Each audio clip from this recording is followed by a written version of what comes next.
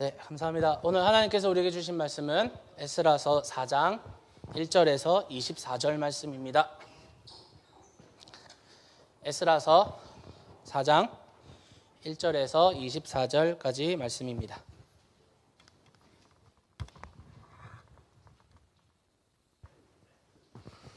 우리 한 절씩 교독하겠습니다. 유다와 베냐민의 대적은 사로잡혀 갔다가 돌아온 사람들이 주 이스라엘의 하나님의 성전을 짓고 있다는 말을 듣고서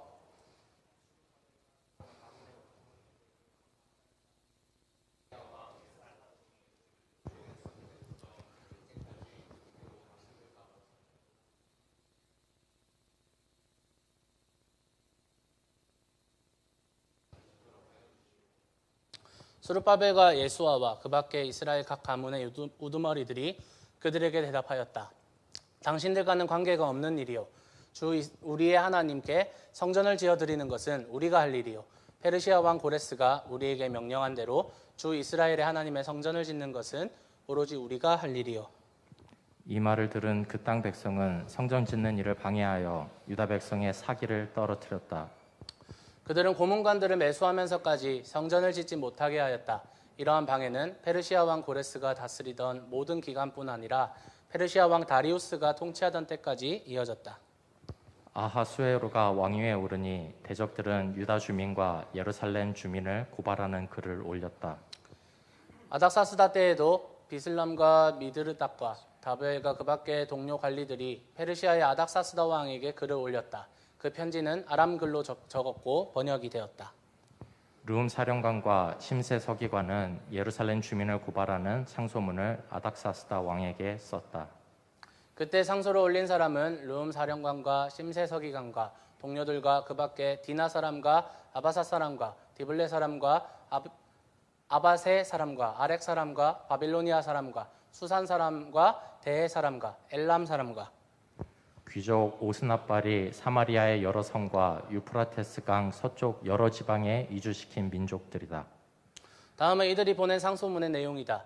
유프라테스 강 서쪽에 있는 신하들이 아닥사스다 임금님께 아뢰입니다. 임금님께서 다스리시는 여러 지방에 흩어져서 살던 유다 사람들이 우리가 사는 예루살렘으로 와서 자리를 잡고 범죄와 반역을 일삼던 악한 성읍 예루살렘을 지금 다시 세우고 있습니다. 기초를 다시 다지고 성벽을 쌓아 올리고 있습니다. 이 일을 임금님께 아뢰입니다. 성벽 쌓는 일이 끝나고 그 성읍이 재건되면 그들은 세금과 조공과 관세를 바치지 아니할 것이며 틀림없이 국고에 손해를 끼칠 것입니다. 나라에서 녹을 타먹는 우리로서 임금님께 불명예스러운 일이 미칠 일을 그냥 보고만 있을 수 없어서 이렇게 상소문을 올리어서 임금님께 아뢰입니다. 조상이 남기신 기록들을 살펴보시면 임금님께서도 바로 이 성읍이 반역을 일삼던 곳이었음을 아시게 될 것입니다. 예로부터 이곳에서는 반란이 자주 일어나서 임금님들을 괴롭히고 다른 여러 지방에까지 피해를 입혔습니다. 이 성읍을 없애버린 것은 바로 그러한 반역 때문입니다.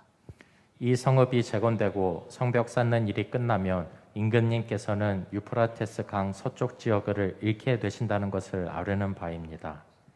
이에 대하여 왕이 내린 회신은 다음과 같다. 르움 사령관과 심세 서기관과 사마리아와 유프라테스 강 서쪽에 사는 경들의 동료들에게 평안을 빌면서 이 조서를 내린다. 경들이 우리에게 보낸 상소문은 번역이 되어 내 앞에서 낭독되었다. 그것을 듣고서 조사해 보니 과연 그 성읍 사람들은 예로부터 왕실의 권위에 반기를 들어왔으며 그곳이 반란을 일으키는 자들의 소굴이었음이 밝혀졌다. 한때는 강한 왕들이 그곳 예루살렘을 다스리면서 유프라테스 강 서쪽 지방을 장악하고 조공과 세금과 관세를 거두기도 하였음이 확인되었다. 그러므로 경들은 그들에게 명령을 내려서 이를 중단시켜라. 다음에 내가 다시 명령을 내릴 때까지 그들이 성읍을 재건하지 못하도록 하여라. 이 일에 착오가 없도록 유의하여 왕실이 화를 입거나 손해를 보는 일이 없도록 하여라. 르움과 심세 서기관과 동료 관리들은 아닥사스다 왕의 편지를 읽고 곧 예루살렘으로 올라가서 유다 사람들이 일을 하지 못하게 무력을 써서 막았다. 그래서 예루살렘에 있는 하나님의 성전 공사는 페르시아 왕 다리우스 2년에 이르기까지 중단되었다. 아멘. 네, 오늘 고난이 있습니다라는 제목으로 여러분과 함께 에스라서 4장을 함께 나누기를 원합니다. 지난주에 우리는 돌아온 유대인들이 절기와 제사와 예배를 온전히 지키고 회복하였음을 살폈으며, 또한 예배란 무엇이냐라고 했을 때 예배는 하나님께 영광 돌리는 자리이며, 또한 예배는 하나님과의 언약이 확인되는 자리이다라는 것을 여러분과 함께 나누었습니다. 이렇게 하나님 앞에서 믿음의 행동을 하고 결단을 하고 하나님 보시기에 좋은 일들을 하면 우리에게 좋은 일들만 있을 것 같고, 성전을 짓는 공사도 안전하게 착착 진행이 되고 막힘없이 탄탄대로가 이루어져야 될 것 같습니다. 그런데 꼭 이럴 때에 우리에게는 어려운 일들이 찾아옵니다. 제가 칠드런스 토크에서 나누었지만, 우리가 하나님 앞에서 어떤 큰 결단이나 혹은 믿음의 반응을 할 때 반드시 우리를 방해하고 또한 하나님께 나아가지 못하도록, 우리가 예수님을 더 사랑하거나 하나님을 더 사랑하지 못하도록 만드는 것들이 우리에게 찾아와서 우리 앞을 막아섭니다. 마치 제가 말씀드린 것처럼 다이어트를 하려고 마음을 먹으면 락다운이 걸려가지고 움직이지도 못하고 그냥 음식만 먹는다든지, 혹은 갑자기 밥을 사주겠다는 사람들이 갑자기 생긴다든지, 최근에 그런 사람들이 많이 생기더라고요. 청년들이 막 매일 밤에 양손 가득히 무언가를 싸들고, 며칠 전에도 용기 형제가 갑자기 제가 저녁을 먹었는데 장사님 치킨 드실래요? 하고 치킨을 들고 싸왔더라고요. 그렇게 찾아와서 저의 굳센 마음을 무너뜨리는 일들이 우리에겐 자주 일어난다라는 겁니다. 지난 몇 주간 설교를 통해서 우리가 모이자, 예배하자라는 말씀을 전했지만, 우리에게 코로나 바이러스는 계속해서 영향을 미치고 오히려 더욱 기승을 부리고, 저희 교회에도 안타깝게 몇 명의 확진자가 나오는 그런 안타까운 이 상황은 다시 우리를 결단은 했는데, 우리가 모이고 예배해야 한다라는 이 결단 앞에서 우리를 또 낙심하게 만들고 움츠러들게 만들어서, 온라인 예배를 드려야 되겠구나, 아니면 교회를 나가지 않아야 되겠구나, 모이지 않아야 되겠구나라는 이런 부정적인 마음들이 생겨나게 만듭니다. 이런 상황들이 우리의 인생에서 코로나뿐만 아니라 많은 것들이 찾아올 때 이런 상황은 결코 반갑지 않은 상황입니다. 오늘 성전 공사를 방해하는 사람들과 또 그로 인해서 어려움 당하는 사람들의 이야기를 살펴보면서 하나님께서 지금 이 상황에서 우리에게 하시는 말씀이 무엇인지 또 듣고 깨닫는 여러분 되시기를 예수님의 이름으로 축복합니다. 오늘 말씀은요, 사실 그냥 읽으면 하나의 스토리인 것 같은데, 사실은 똑같은 사건 두 가지 사건을 말해주고 있는데, 1절에서 5절까지는요 3장에서 이제 모여서 함께 예배하고 절기를 회복하고 이제 성전 재건을 건축 공사를 시작하는 시점에 있었던 그 시점에서 바로 연결해서 사마리아인들이 방해하고 있는 이 사건을 기록하고 있고, 이제 6절부터 23절은 또 다른 사건을 이야기하고 있어요. 이제 5절까지는 이 3장에서 그대로 연결되는 역사라고 한다면, 이 사이에 엄청난 갭이 있어요.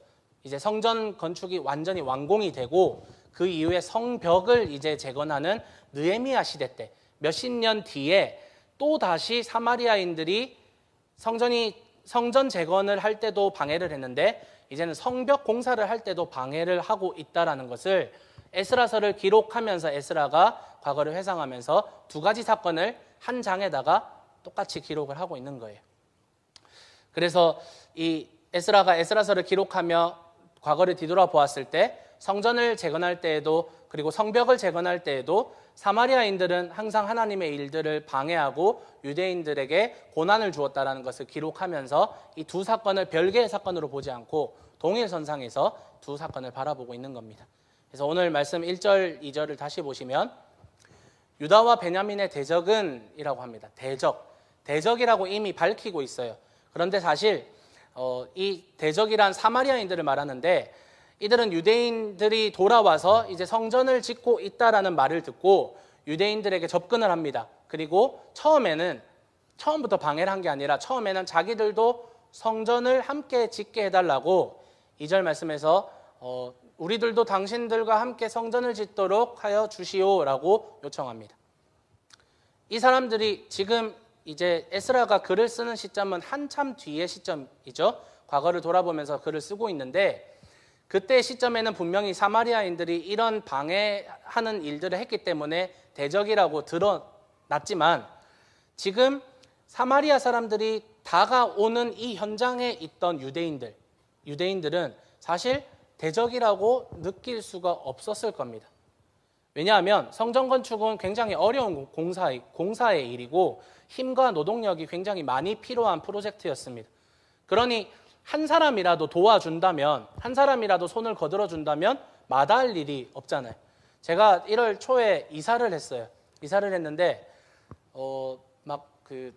저희 집에 확진자도 나오고 격리도 하고 이러면서 이사 스케줄이 완전히 꼬여서 저 혼자서 이사 패킹을 하고 이제 청년들이 몇 명 이제 이사하는 날은 도와주러 왔는데 한 사람이라도 더 있으니까 혼자 할 때보다 두 사람이 할 때 훨씬 낫고 둘이 할 때보다 세 사람이 되니까 또 낫고 또 한 사람 4명이 되니까 굉장히 무거운 것도 쉽게 들 수 있는, 그래서 이 공사와 같은 엄청나게 노동력이 많이 필요한 이 프로젝트에 이 사마리아인들이라고 하면 어떤 무리예요.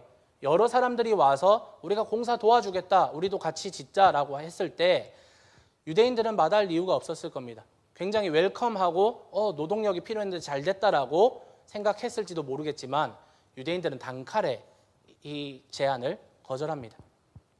저는 1절에서 3절에서 왜 유대인들이 이 사마리아인들의 도움을 거절했을까 하고 좀 이번 주에 깊이 묵상을 해봤습니다.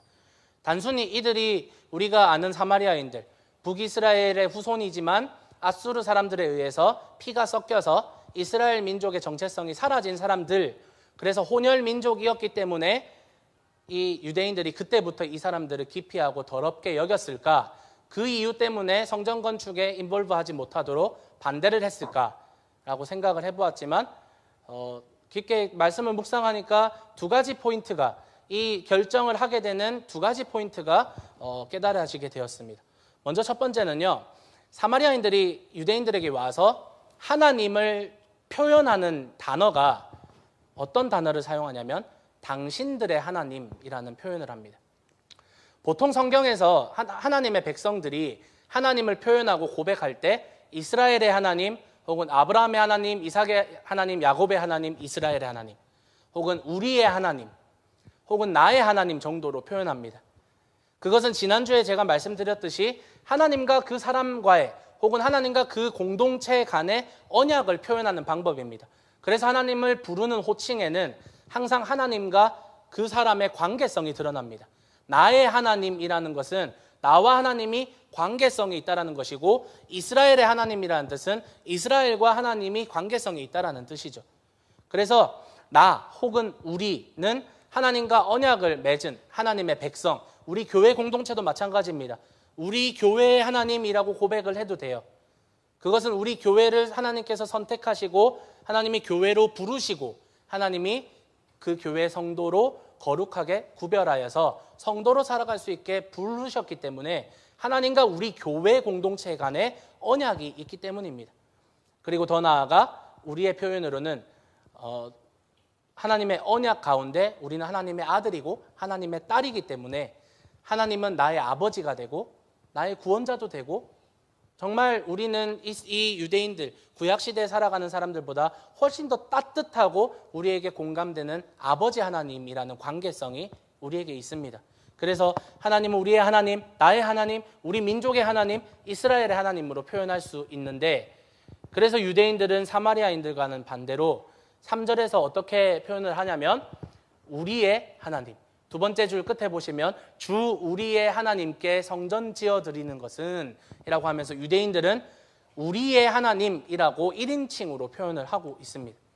하지만 사마리아인들은 당신들의 하나님, 2절에 당신들의 하나님이라고 표현을 하면서 이것은 하나님과의 언약 관계에 있지 않고 하나님의 언약 바깥에 있는 외인으로서의 표현인 것이죠.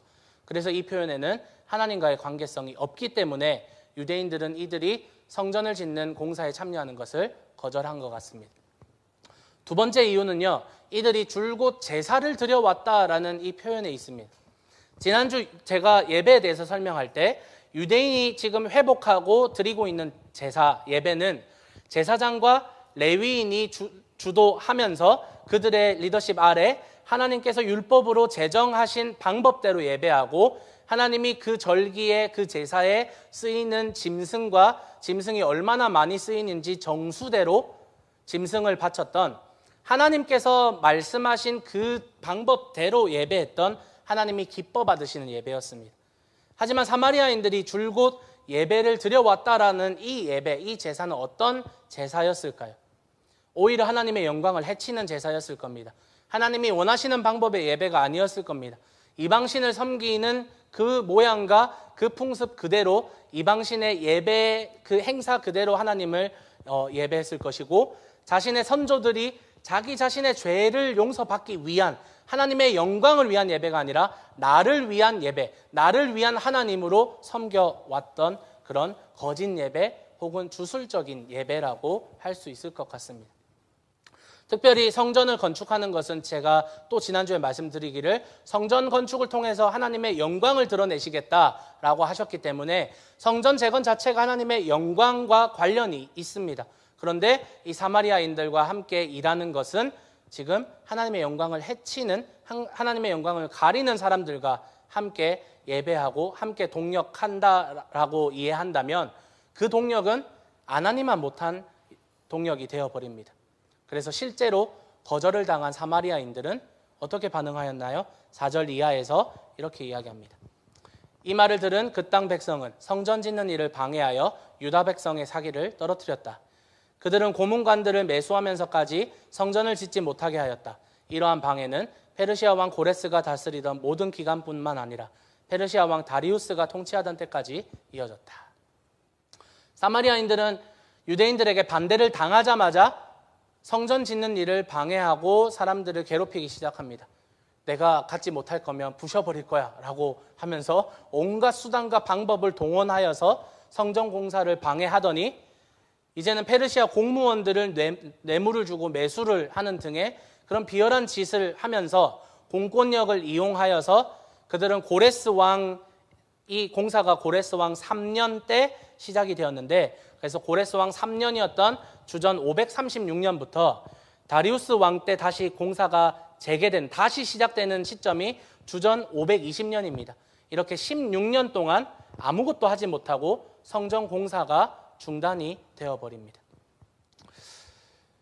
앞에서 말씀드린 것처럼 성전이 다 지어지고 그리고 이제 또 다시 성벽을 재건하는 시기였던 이 5절 이후에 6절부터 말씀하는 성벽 시대에서 3차 포로 기한 시대였던 느헤미야 시대에도 사마리아인들은 여전히 똑같이 성전 재건 때에 그랬던 것처럼 성벽 재건을 할 때도 유대인들을 방해하고 괴롭힙니다. 그때가 이제 6절의 아하수에로 왕 때입니다. 아하수에로가 왕위에 오르니 대적들은 유다 주민과 예루살렘 주민을 고발하는 글을 올렸다.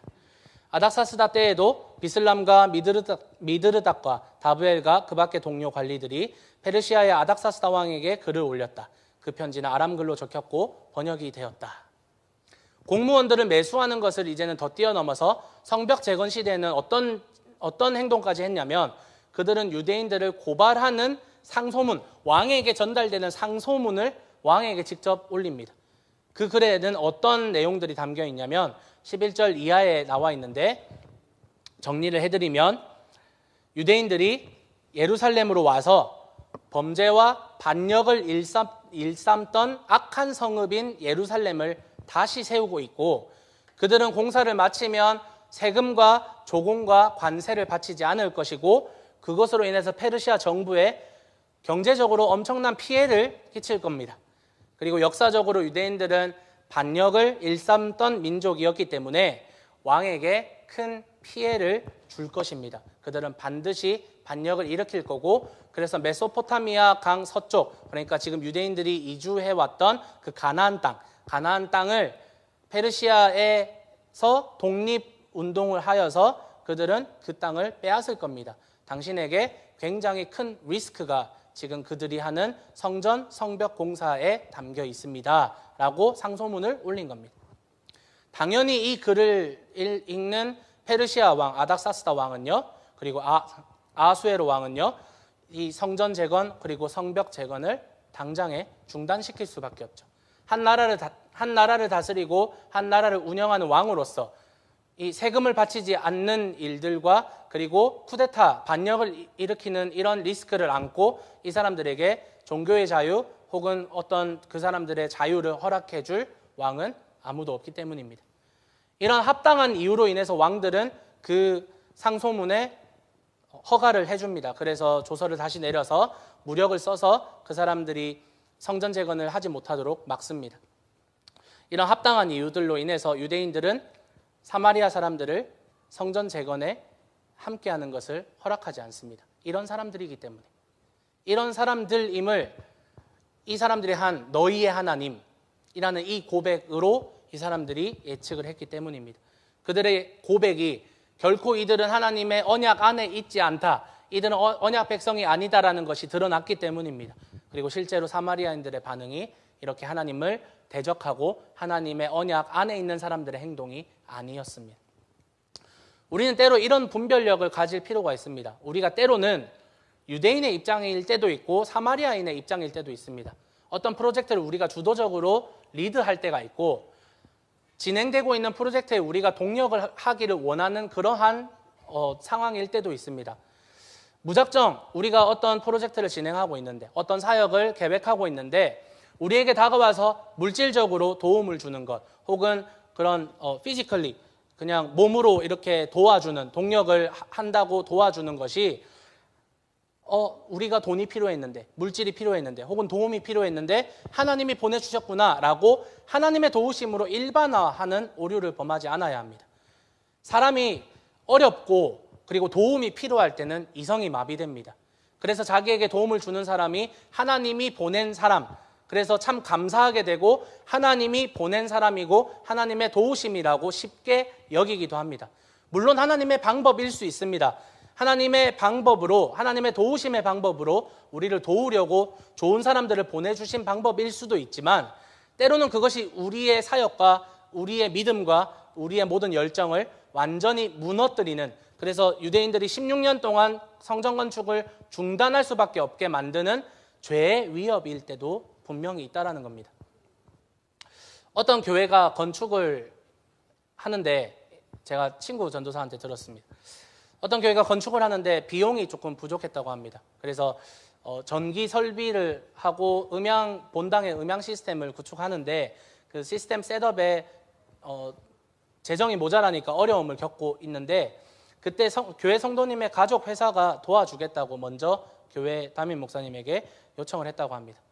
그래서 적은 돈으로 공사를 마무리했습니다. 그런데 그 이후에 계속해서 전기가 막 계속 셧다운이 되고 천장에 매달아 놓은 스피커가 막 흔들리는 이런 일들이 일어나서 나중에는 결국은 보수공사에 그 전에 원래 책정했던 예산보다 훨씬 더 많은 재정이 들어서 보수공사를 했다고 합니다. 혹은 제 친구가 또 그 기독교 도서관을 만드는 프로젝트를 한 적이 있습니다. 이 도서관을 만드는 프로젝트를 하는데 아주 꽤 큰 돈으로 후원을 하겠다라는 단체가 나타났습니다. 그래서 그렇게 후원받은 돈으로 도서관을 잘 짓고 책을 구비해서 지어놓고 보니 그 돈을 후원했던 단체가 이단이었습니다. 그래서 그 이단 단체가 자기 이단 서적을 도서관에 비치할 것을 은근슬쩍 요구를 합니다. 그렇게 거부할 수 없는 그 돈이 그 도서관으로 흘러 들어오게 된 것입니다. 저는 한국에서 소년원 사역과 미혼모 사역을 한 적이 있습니다. 그 사역도 참 돈이 많이 들어가는 사역입니다. 그럴 때 후원자들이 정말 귀합니다. 한 사람 한 사람의 후원자들이 참 귀한데 그런데 후원자들 중에서는 이렇게 이단 단체에서 우리를 도와주려고 돈으로 서포트를 하려고 다가오는 사람들이거나 혹은 결코 선한 마음으로 접근하지 않는 사람들도 종종 경험하였습니다. 그런 사람들과의 동력은 결코 해피하지 않게 마무리가 되는 것을 또 경험했습니다. 만약에 이 사마리아 사람들, 성전 건축에 도움을 주려고 다가오는 이 사마리아 사람들이 정말로 선한 목적으로 유대인들을 돕고자 했다면 지금 이런 상황이 되었을 때, 거절을 당했을 때 이런 식으로 나오면 안 되는 것입니다. 악을 악으로 갚는 것은 하나님의 사람들의 방법이 아닙니다. 우리는 악을 선으로 갚아야 합니다.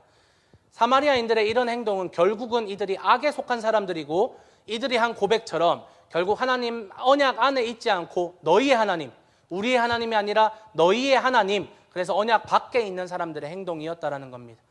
그러므로 우리가 유대인의 입장에 있든지 혹은 사마리아의 입장에 있든지 간에 우리는 분별력을 가져야 됩니다. 유대인의 입장에 있을 때 우리와 함께 누구와 함께 동역할 수 있을까? 누구와 함께 어떤 단체와 함께 사역을 진행하고 동역할 수 있을까라고 할 때 분명한 분별력을 가져야 하며, 또한 여러분이 만약에 사마리아인들의 입장에서 누군가를 도와주는 입장에서 내가 거절을 당했을 때에도 그리스도인답게 끝까지 에티켓을 지키며 그들을 축복하는 여러분이 되시기를 바랍니다.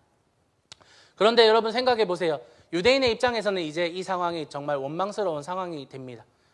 하나님의 영광을 훼손할 것 같은 사람들이었기 때문에 이 사람들을 공사에 참여시키지 않았던 것이고, 이 행동이 하나님께 기쁨이 되고 하나님께 영광이 될 줄 알았는데 돌아오는 것은 무엇이냐? 방해와 고난인 이 상황이 유대인으로서는 그렇게 쉽게 받아들일 만한 상황이 아니라는 겁니다. 하루아침에 그들은 페르시아 정부에 의해서 범죄자가 됩니다. 잠재적인 테러리스트가 되었습니다. 페르시아 정부에서는 이들에게 군대를 보내서 그들이 공사를 하지 못하도록 무력으로 막습니다. 어떻게 하나님의 일을 하는데 하나님이 이렇게 일하실 수 있냐고 이들은 원망할 수 있었습니다. 하나님을 위해서 그 어려운 사막길을, 광야길을 걸어왔고 어렵지만 예배를 회복했고 이제 성전을 좀 세워보려고, 성전 공사를 좀 해보려고 하는 이때에 이렇게 하나님 초를 치십니까? 라고 원망할 수 있어요. 하나님 보호해 주셔야죠. 하나님의 일을 하는데 지켜주셔야죠. 하나님께 영광 돌리는 이 일을 하는데 하나님께서 앞길을 예비해 주시고 좋은 사람들을 붙여주시며 하나님이 이 일이 순탄하게 진행될 수 있게 하나님이 만들어 주셔야죠. 그런데 왜 하나님 이렇게 일을 어렵게 만드십니까? 라고 원망할 수 있습니다. 이런 원망이 우리의 인생에서도 자연스럽게 나오지 않나요? 옛 성정터를 보고 통곡을 하였던 포로 1세대 노인들은 얼마나 또 이 상황에서 상심하고 더 큰 통곡을 하였겠습니까? 내가 죽기 전에 그 찬란했던 그 성전의 영광을, 하나님께 예배했던 그 공동체를 회복할 수 있겠구나, 그것을 보고 죽을 수 있겠구나라고 기대를 품었던 노인 세대들은 성전이 세워지는 것을 보지 못한 채 한을 품고 죽음을 맞이한 사람들도 더러 있지 않겠습니까? 16년이 지났기 때문에. 왜 하나님의 일을 하는데, 우리가 하나님을 섬기는데 이런 어려움을 당합니까? 우리가 지난 시리즈였던 벼랑 끝에 선 사람들 시리즈를 통해서 우리가 많이 이런 어려움을 당하는 사람들, 고난 가운데 있는 사람들의 인생을 살펴보면서 배웠던 것은 의를 위해서 살아가는 사람들은 반드시 핍박을 받고 고난을 받는다라는 사실을 우리가 배웠습니다. 자신의 잘못으로 인한 징계가 아니라, 그것으로 인한 어려움이 아니라 의를 위해서, 하나님 나라를 위해서, 예수님을 위해서 핍박을 받는 사람은 복이 있다라고 예수님이 말씀하셨고, 자신도 직접 그 의를 위해서, 하나님 나라를 위해서 고난을 당하셨고 십자가에 달려 죽으셨습니다. 마찬가지로 그 예수님을 믿는 우리도 하나님 나라와 하나님의 의를 위해서 살아가고자 하는 우리 성도들은요, 반드시 방해를 받고 박해를 받고 고난을 받을 수밖에 없다라는 것이 성경이 증언하고 있는 내용입니다. 그도 그럴 것이, 하나님의 의를 가진 사람들은 세상의 입장에서 그 사람들을 바라볼 때 아주 이상한 사람들이기 때문입니다. 세상은 이미 죄로 오염되어 있습니다. 이제는 세상에 죄가 들어온 수준이 아니라 세상 자체가 죄가 된 그런 상황입니다. 모든 세상이 다 썩고 타락해버렸기 때문입니다. 그런 죄의 세상에 의를 따르고 의를 추구하는 이런 이상한 사람들이 들어오니까 죄의 세상에서 나름대로의 방어 체계가 의를 가진 사람들, 의를 위해서 살아가는 이상한 사람들을 공격하게 되는 것입니다. 마치 우리는 이 세상의 바이러스와 같이 이 세상이 우리를 이상하게 여기고 이 세상이 이 의를 죽이기 위해서, 의를 꺾어버리기 위해서 죄가 백혈구가 바이러스를 공격하는 것처럼 세상은 자연스럽게 우리가 의를 가지고 살아갈 때 박해하고 고난을 줄 수밖에 없다라는 것입니다. 우리는 그리고 하나님의 의란 세상과 죄에 있어서 위협 요소이기 때문입니다. 그러니 우리가 하나님의 의를 가지고 의를 위하여 살아가고자 할 때, 가령 성전을 짓고자 하는 유대인의 의로운 열심이든지 예수 그리스도의 제자가 되어서 우리가 제자로서의 삶을 학교에서나 가정에서나 직장에서나 우리가 살아가는 어떠한 그런 삶의 영역 안에서 우리가 예수님의 의와 예수님의 도를 나타내고 살아가고자 할 때 여러분의 삶은, 여러분의 삶에서 그 죄의 세상은요, 저런 사마리아인들과 같은 방해 세력들을 여러분에게 보내서 여러분의 믿음과 여러분이 따르고자 하는 하나님의 의를 무너뜨리고 싶어 한다라는 겁니다. 그런 그들이 우리에게 주는 고난이란 사실 예수님께서 십자가에 못 박는 것과 같이 엄청나고 거창한 일이 아니라 4절에서 이야기하듯이 소소하게 우리의 사기를 떨어뜨리는 일입니다.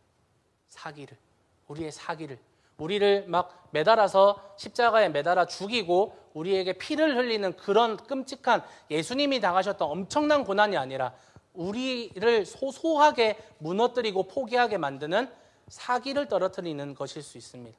마치 다이어트를 마음먹은 우리에게 운동을 하지 못하도록 집에 감금을 시키거나 다리 몽둥이를 부러뜨려 가지고 움직이지 못하게 하는 그런 방해는 없어요. 그런데 어떤 방해가 있느냐? 쇼핑센터를 갔다가 맡게 되는 그냥 향기로운 음식 냄새, 혹은 친한 사람이 마시라고 주는 달달한 버블티, 아빠가 퇴근하면서 사오는 치킨, 이러한 소소한 것들이 우리의 다이어트에 위협이 되는 것입니다. 마찬가지로 성전 재건을 위해서 핍박을 받는 이 핍박도 이 사람들을 잡아서 죽이고 처형하는 것이 아니라 사기를 떨어뜨리고 이 사람들의 행동을 조금씩 제한을 거는 아주 소소하고 작은 일들에서 시작된다는 점에서 같은 맥락이라고 생각합니다. 그리고 마찬가지로 우리가 예수님을 위해서 살아가는 제자로서 살아갈 때 예수님의 의를 위해서 받는 핍박도 마찬가지예요. 우리를 당장의 세상은 십자가에 매달지 않습니다. 우리를 당장에 막 칼로 목을 치거나 사도시대에 당했던 그런 초대교회 성도들이 당했던 그런 고난, 핍박은 우리가 지금 당하지 않아요. 어떤 핍박을 당하느냐? 학생들에게, 우리 주일학교 친구들에게. 친구들의 생일 파티가 주일에 있어요. 그런데 주일에 생일 파티에 가지 못해서 친구들과 잘 어울리지 못하게 되는 그러한 어려움이라든지, 혹은 성인이 된 우리 대학생들은, 친구들은 술자리를 갖고 클럽을 갑니다. 그래서 친구들과 거기에서 흥청망청 놀아요. 그곳에서 관계성이 쌓이고 그곳에서 친구들을 사귀입니다. 그런데 교회 다니는 우리 성인들, 우리 친구들은 그런 곳에 가지 못하는 것으로 인해서, 가지 않는 것으로 인하여서 친구들과의 관계성이 조금은 끊어지는 것.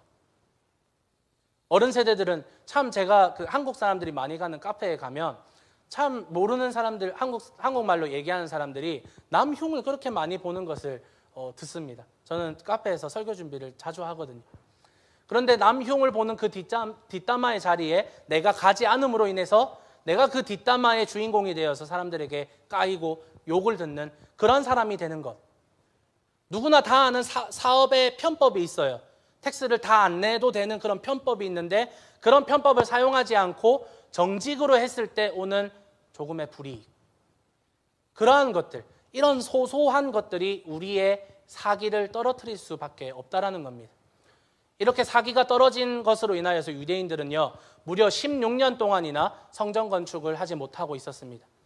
그리고 이제는 그 시점에 가서 이제는 처음에 왜 이런 고난을 받게 되었는지 떠올렸을 것이고, 그리고 그것을 점차 잊게 되고 우리가 여기서 뭐하고 있지? 라고 하는 매너리즘에 빠지게 되는 것입니다. 이렇게 소소하게 우리를 유혹하고 공격하는 사탄의 무리들은요, 사실 소소하게 공격하는 것 같이 보이지만 사실은 아주 치밀하고 아주 계획적으로 작은 것에서 시작해서 우리를 완전히 무너뜨리는 엄청난 계략을 가지고 있어서 이 우리를 무너뜨리고 성전 건축을 그만두게 만들고 우리의 일상에서의 예수님의 의를 위한 핍박을 받지 않게 만들기 위해서 우리를 진심을 다해서 무너뜨리려고 하고 있어요. 사탄은 우리를 무너뜨리는 것에 대해서 진심이에요. 공무원들을 매수하고 왕에게 상소문을 보내면서까지 악질적이고 진심으로 유대인들을 괴롭히는 사마리아인들은요, 사실 우리 주변에 자리 잡고 우리를 어떻게 무너뜨릴까, 저 사람을 어떻게 무너뜨리고 하나님의 의를 버리게 만들까라고 호시탐탐 노리고 있을지도 모릅니다. 사탄이 우는 사자와 같이 그 삼킬 자를 찾는다라고 한 것처럼 우리를 넘어뜨리기 위해서 동원할 수 있는 모든 수단과 방법을 다 사용하여서 우리를 공격합니다. 저는 한국에 가면요, 넌크리스찬 친구들을 만납니다. 중학교, 고등학교 동창들은 거의 대부분 넌크리스찬 친구들이기 때문입니다. 저에게 술을 먹이려고 안달이 나 있습니다. 친구들은 어떻게 해서든 저에게 술을 먹여서 완전 무너뜨리기 위해서 이 친구들은 자리를 쫙 세팅해 놓고 제가 빠져나가지 못하도록 만듭니다. 저를 무너뜨리고 싶어 해서 그것이 단순한 호기심이든 제가 술을 먹을까 안 먹을까 그것이든 아니면 진짜 저의 내면과 저의 모든 그런 믿음과 그리고 그런 신념을 무너뜨리기를 원하는지는 모르겠지만 우리 주변에 이런 사람들이 우리를 진심으로 공격하고 무너뜨리려고 하는 사람들이 너무나도 많다라는 겁니다. 그렇게 우리는 무너져 있을 때, 성전 건축이 그만둬져 있을 때, 중단되어 있을 때 왜 이 어려움이 시작되었는지 바라보고 성전 때문이었구나. 내가 굳이 성전을 지어야 할까? 내가 굳이 이렇게 어려움 당하면서까지, 내가 이렇게 사람들에게 방해받고 욕먹으면서까지 내가 예수님의 도를 지키며 제자로 살아야 할까? 성전을 지어야 할까? 라고 그렇게 매너리즘에 빠지며 성전 건축을 중단하는 결정을 내리는지도 모릅니다. 코로나가 퍼져 있는데 이렇게 모여야 하나? 이렇게 마스크를 쓰면서 불편하게 이렇게 예배 드려야 하나? 내가 이렇게까지 하면서 교회 나오고 교회 헌신해야 하나? 라고 하면서 예수님과 멀어지고 교회와 멀어지고 공동체와 멀어진 채 오랜 세월을 우리의 삶에서의 성전과 삶에서의 예배 없는 삶을 살아가게 됩니다. 그렇게 방황하는 세월을 16년 혹은 40년, 50년 동안 보내다가 결국 마지막에 하나님을 깨닫고 다시 돌아온다면 복이지만 끝끝내 다시 돌아오지 못하는 사람들이 우리 주변에 얼마나 많습니까? 그러므로 우리를 넘어뜨리는 데에 진심을 다하는 사탄의 자세가 정말 진심인데 우리가 이 고난과 우리를 넘어뜨리려고 하는 이 위협을 대하는 우리의 자세는 어떠합니까? 아무런 대비도 하지 않고 아무런 준비도 하지 않은 채 살아가고 있지는 않습니까? 직장에 얼마나 유혹과 시험거리가 많습니까? 얼마나 직장에서 내가 화가 나는, 내가 그 사람 때문에, 그 프로젝트 때문에, 이 일하는 스타일 때문에, 이 사람의 업무 능력 때문에 화가 나고 이 사람에게 욕을 하게 되는 그런 유혹거리들이 얼마나 많아요. 직장에서.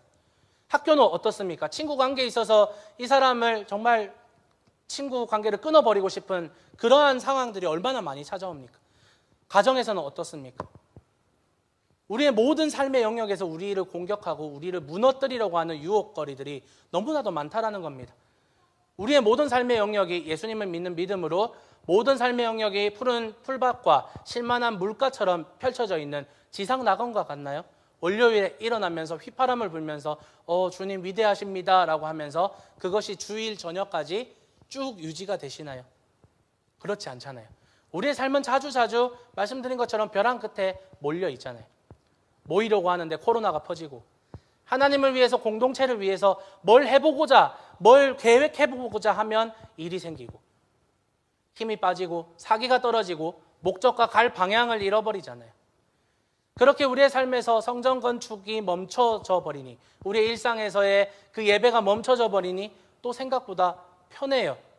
고난과 박해가 없으니까. 사람들과 내가 너무 스트릭트한 그런 믿음 생활을 하지 않으니까 오히려 편해져요. 사람들과 술도 한 잔씩 할 수 있고 사람들과 뒷담화도 한 번씩 할 수 있고 그냥 편하게 살 수 있어요. 사람들처럼. 그 편안함이 주님께서 주시는, 주님께서 인도하시는 진짜 푸른 풀밭과 실만한 물가가 있는 평안함이 아닌데도 우리는 그 편안함을 평안함이라고 착각하면서 그렇게 고난에 져서 하나님과 또 하나님이 주시는 사명을 제자로서 하나님의 백성으로서의 사명을 잊고 살아갑니다. 학개서 1장 4절 말씀입니다. 우리 함께 읽읍시다. 시작. 성전이 이렇게 무너져 있는데 지금이 너희만 잘 꾸민 집에 살고 있을 때란 말이냐. 이렇게 16년간 공사가 중단된 상황에서 학개 선지자를 통해서 선포된 하나님의 말씀에는 사람들이 성전 건축을 잊고 성전 건축은 중단되어 있어요. 16년간이나 멈춰져 있는데 내팽개쳐져 있는데 사람들은 자기들이 사는 집만 잘 꾸며놨습니다. 자기들이 사는 주거단지만 잘 꾸며놓고 잘 건축해놓고 잘 재건시켜놓고 자기들의 삶만 그냥 윤택하게 좋은 집과 좋은 차와 좋은 가정과 좋은 인생들만 디자인해놓은 채 하나님은 잊고 살아갑니다. 제가 여러 번 거듭거듭 말씀드리지만 우리는 약해요. 그래서 갈 바를 알지 못하고 흩어져서 항상 우리는 자기 자신만 생각합니다. 나 자신 아니면 우리 가정만 생각합니다. 하지만 그것이 하나님이 원하는 방법이 아니라는 겁니다. 우리는 고난 가운데 하나님을 기억해야 합니다. 아까 헌금 영상에서 존 파이퍼 목사님이 하나님께 간구하라라고 합니다. 하나님께 구해야 됩니다. 그리고 우리는 하나님을 기억해야 돼요. 우리를 위해서 일하셨던 하나님을 기억해야 합니다. 누가 이 사람들에게 포로 기간을 끝내고 고향으로 돌아가게 했습니까? 바로 하나님입니다. 하나님이 페르시아 왕 고레스의 마음을 감동시키셔서 포로로 있던 그들을 광야를 통해서 건져내셨던 분이 바로 하나님이심을 기억해야 했습니다. 그 페르시아 그 위대한 왕까지도 움직이신 하나님을 기억하지 못하고 다시 옛 생활, 옛 마음으로 돌아가서 낙심하여 움츠러드는 것은 잘못된 생각이고 하나님을 기억하지 않는 것입니다.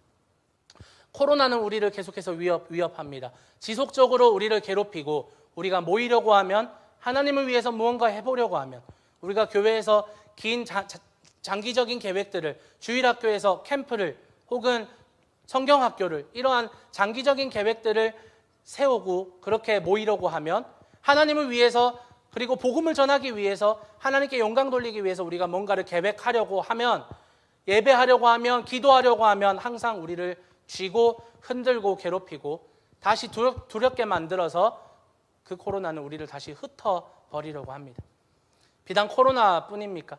교회에 퍼져있는 허무주의와 리더십에 대한 원망, 팔로워들에 대한 불신, 서로 사랑하지 못하고 비난하고 헐뜯고 떠나가는 사람들은 교회에 대해서 남아있는 사람들은 떠나가는 사람들에 대해서 돌을 던지고 결국 복음으로 하나 되지 못하고 성전 재건을 포기하게 만드는 이런 우리 가운데에 보이지 않는 정죄와 판단과 사랑하지 못함이 우리를 더욱 어렵게 만드는 것은 아닙니까? 사랑하는 여러분, 페르시아 왕을 움직이고 모든 것을 이루시는 하나님을 온전히 신뢰하지 못한 이들은 다시 16년이라는 세월을 허송 세월로 허무하게 보내버립니다. 하나님을 섬기면 모든 일이 잘 된다고 생각했던 사람이 코로나를 만나고 무너집니다. 고난을 만나고 무너집니다. 고난이 있다는 것을 알면서도 대비하지 않는 사람도 고난을 만나면 반드시 무너집니다.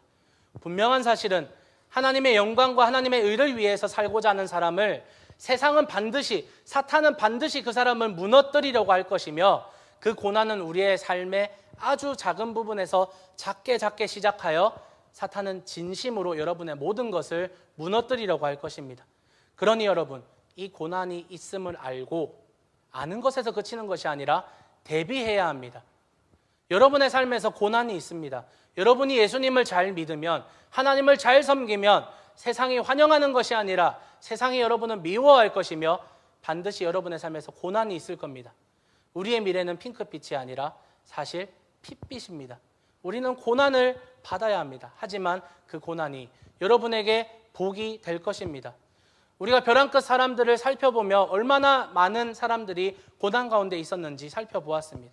하나님을 섬기며 고난이 찾아왔습니다. 하나님의 의를 위해서 우리가 모이며 그 가운데 코로나가 퍼지고 고난이 찾아왔습니다. 하지만 그 벼랑 끝 인생들이 그들이 경험했던 그 고난이 결국은 그들을 살리고 그들이 하나님을 바라보게 만들었고 하나님께 예배하고 하나님께 영광 돌리게 만들었으며 성숙하게 만들어 주었습니다. 그러므로 여러분 삶 가운데 찾아오는 그런 고난을 이상하게 여기지 마시고 고난 중에 함께 하시는 하나님의 그 도우심과 인도하심을 여러분 충만하게 경험하시기를 축복합니다. 다음 주에는 이 고난, 이 어려움, 이 방해를 받은 이 사람들이 어떻게 다시 일어나게 되는지 말씀을 통해서 함께 나누기를 원합니다. 말씀을 정리하겠습니다. 바울이 쓴 빌립보서 이 편지가 우리가 어떻게 고난을 견뎌야 하는지에 대해서 잘 알려줍니다. 빌립보서 1장 5절 말씀입니다.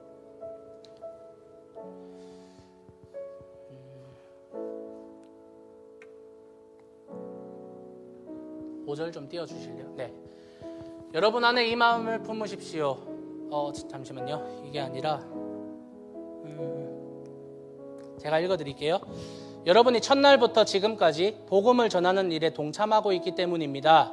선한 일을 여러분 가운데서 시작하신 분께서 그리스도 예수의 날까지 그 일을 완성하시리라고 나는 확신합니다. 바울이 빌립보서 1장을 시작하면서 성도들을 어떻게 부르냐면, 여러분이 첫날부터 지금까지 복음 전하는 하나님의 일에, 에스라서의 말씀에 의하면 성전 짓는 일에, 하나님의 의를 위한, 예수님의 복음을 위한 일에 동참하고 있습니다. 그러므로 선한 일을 시작하신 분 하나님께서 여러분의 모든 것을 완성하리라고 바울은 확신하고 있어요.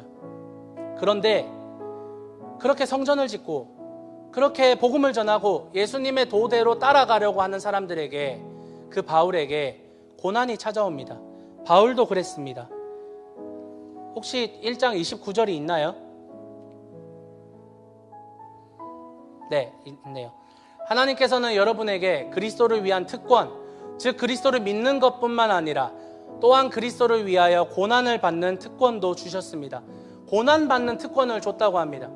하나님의 일을 잘 하고 있어요. 빌립보 교회가 여러분 복음 전하는 일, 성전 짓는 일, 하나님을 기쁘게 하는 일에 여러분 쓰임받고 있고 충분히 잘 하고 있습니다. 그런데 우리에게 예수님을 믿는, 하나님을 믿는 것뿐만 아니라 예수님을 위해서 핍박받는, 고난받는 것도 하나님은 허락하셨습니다. 나도 그렇고 여러분도 그렇고, 여러분은 내가 하는 것과 똑같은 투쟁을 벌이고 있습니다. 고난받고 있다는 겁니다. 여러분은 내가 그렇게 하는 것을 보았으며 내가 그렇게 하는 것을 지금 소문으로 듣습니다.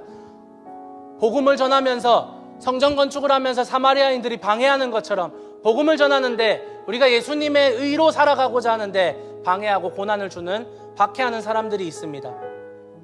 그런데 그런 사람들에게 바울은 이렇게 권면합니다. 여러분 안에 이 마음을 품으십시오. 그것은 곧 그리스도 예수의 마음이기도 합니다. 그는 하나님의 모습을 지니셨으나 하나님과 동등함을 당연하게 생각하지 않으시고 오히려 자기를 비워서 종의 모습을 취하시고 사람과 같이 되셨습니다. 그는 사람의 모양으로 나타나셔서 자기를 낮추시고 죽기까지 순종하셨으니 곧 십자가에 죽기까지 하셨습니다. 바로 예수의 마음을 품으라고 합니다. 고난받는 사람들에게 예수님의 의로 살아가고자 하는데 마음이 꺾이고 사기가 꺾이고 예수님의 도를 따라가고자 하는 마음들이 무너져 내리고 있을 때 누구를 품으라? 예수의 마음을 품으라고 합니다. 그분이, 지극히 높으셨던 그분이 십자가에 달리기까지 순종하신 겸손의 마음을 품으라는 겁니다. 예수님이 고통당하시고 죽으셨다, 죽으실 정도로 겸손하시다. 그러니까 우리도 고통당하고 있을 때 겸손함을 배워야 한다. 그렇다면 어떻게 하시냐? 그러므로 하나님께서 예수님을 지극히 높이신 것처럼, 하나님이 예수님을 살리시고 지극히 높이신 것처럼, 그래서 예수님에게 하늘과 땅 위에 그리고 땅 아래에 있는 모든 것들이 예수의 이름 앞에 무릎을 꿇고 모두가 예수 그리스도는 주님이시라고 고백하여 하나님 아버지께 영광 돌리게 하셨습니다. 결국 하나님께 영광 돌리며 예수로 인해서 고통받고 고난받는 사람이 다시 예수님을 믿고 예수님을 통해서 하나님께 영광 돌리는 이 순환이 일어나게 되는 것입니다. 그렇게 고난받는 사람에게, 고통받고 어려움 당하는 사람에게 너희가 예수의 마음을 품어라 라고 하는 것은 모든 이가 고난당하신 예수님을 주님이라 고백하며 예수님을 살렸던 하나님이, 예수님의 고난을 통해서 승리하신 하나님이 우리의 고난을 통해서 승리하시며 우리의 고난을 통해서 하나님을 예배하게 하는 그런 영광스러운 순간이 우리의 인생에서 찾아온다는 겁니다. 결국 여러분이 예수님을 위해서 고난당할 때 하나님이 우리도 살리시고 우리도 높이실 것이고 우리의 고난이 하나님을 예배하는, 내가 하나님을 예배하는 수단이 그 고난이 될 것이고 나를 통해서 또 다른 사람들이 나의 고난을 바라보며 예수님을 바라보고 하나님께 영광 돌리게 될 것입니다. 보잘것없는 우리의 인생, 내가 저 사람보다 못한 게 뭔데? 내가 내 회사가 저 회사보다 못한 게 뭔데?